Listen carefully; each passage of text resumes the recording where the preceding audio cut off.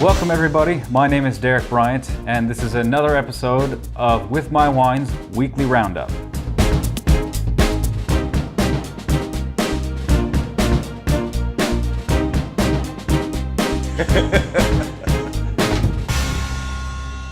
MyWine.com.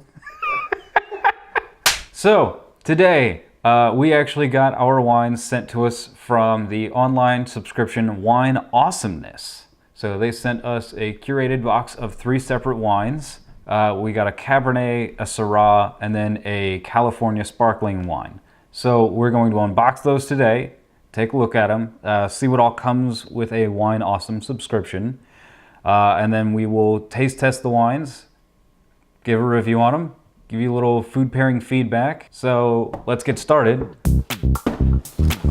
Wine Awesomeness. All right, what do we have? First things first, see their offer. Refer a friend and get a free bottle. What do we got here? Pamphlet, we'll come back to that. It's almost like they know that we do this show often in the morning because they sent us a breakfast bar. All right, and ta-da! All right, so our Cabernet, Baker Lane Colors Syrah, and OneHope California Sparkling Wine Brut. Right. All right, so these are the wines. Back to this little pamphlet thing. This is actually kind of cool because content-wise, it has a little section here on, the difference between New World wine and Old World wine. Bottom line is, New World wine doesn't really have any rules to it. You plant whatever you want, wherever you want, however you want, and see what you come back with. Old World wine is very much tradition-based, and these grapes have to be placed in these areas and produced in this way. So New World wine is by varietal, Old World wine is by region. So that's when you see something, say Bordeaux, France, or Rioja Valley, that's where it's an old wine. These are all New World. So what I also like is they actually give you notes on all the wine and a couple others that you didn't get in your box. As always, we need to chill the white, the assistant. So let's start with the Cabernet. We're gonna start with the Paxton. So from the flavor notes of what the pamphlet they sent us, they choose some very colorful words to describe how it's supposed to smell. Picture an Indian ashram with clove incense, laced with dark black fruit. Let's find out. I don't picture an Indian ashram. I get that clove and definitely smell the black fruit. That is a very good Cabernet. Very spicy, like a lot of good tannin to it, very full body, and a good bit of that fruit flavor. Funny story, this pamphlet also suggests songs that you could listen to. I don't know, is it supposed to be like syncing up the dark side of the moon with the Wizard of Oz? They recommend a food pairing with this of a very fancy hot dog. They call it the house dog. Charred corn salad, your hot dog, a spicy mustard, some avocado, and hash brown. There's a few things on here that I didn't even know exist as a thing, like aji amarillo puree. I don't know. I think you could probably get along without it and just make a charred corn salad. There's some pretty good suggestions to base off of, so. Oh, I'm so glad I had that breakfast burrito. Now on to the next one. We have our Syrah. It's supposed to have a little less body, a little less fruit flavor, more acidity. They give you a full, descriptive image. You're supposed to be smoking a cigar while eating some olives while sitting in a blueberry briar.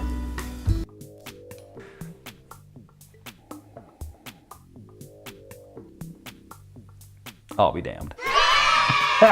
They're 1 for 2. Struck out on the Indian ashram, but damn, they didn't call it on the olives with a cigar and a blueberry briar. So taste-wise, it's supposed to be, you know, dark fruits balanced out by the tannins, and I get dark fruit that definitely has a little lighter body. And I get some of the acidity, but yeah, it has a lot less fruit flavor. It's not as bold as the Cabernet. It actually cleans off pretty quickly. There's those dark fruit flavors that you expect. All in all, it's a clean, balanced, but flavorful wine. So food pairing wise, I don't know how many of us keep some of these things in stock at our home, but they suggest a grilled Iberian octopus dish to go along with your Syrah, which I'll admit does look delicious. I've had good octopus. It is also a tricky meat to cook, so if you're not familiar with doing it, it could be fun to try. Still, it could turn out as a wreck. It gets very tough very quick. For me, I would think this to be kind of more your classic red meat or pork kind of dish. Something a little heavier to kind of balance out the light fruit flavor of this. All in all, a good red, a Syrah. I like it. On to the white. Assistant. Oh, nice. All right, so to finish us off, we have a sparkling white. So, special note worth making about the OneHope brand is that they put a lot of money into their OneHope Foundation that does a lot of nonprofit work, from everything including hiring for veterans, clean water for third world countries, and even ending childhood hunger here in the States. So they have a lot of good that they're doing with their brand.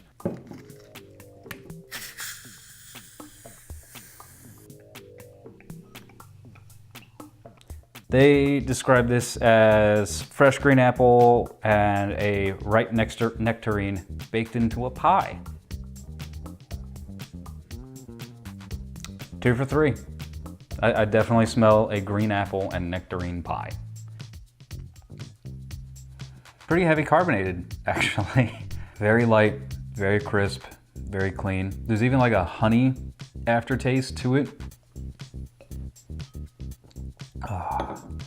All right, so food pairing. The pamphlet here suggests a hot fried sasso chicken. I don't think you have to go that complicated with it. I do agree with them. A fried chicken on this one would be really delicious. The point isn't to make a really fancy chicken. It's just something hearty and savory to go with this really light and crisp sparkling wine. So I agree with them on that. Again, this was brought to you by Wine Awesomeness. This is not a paid thing at all. It's just we're reviewing them today.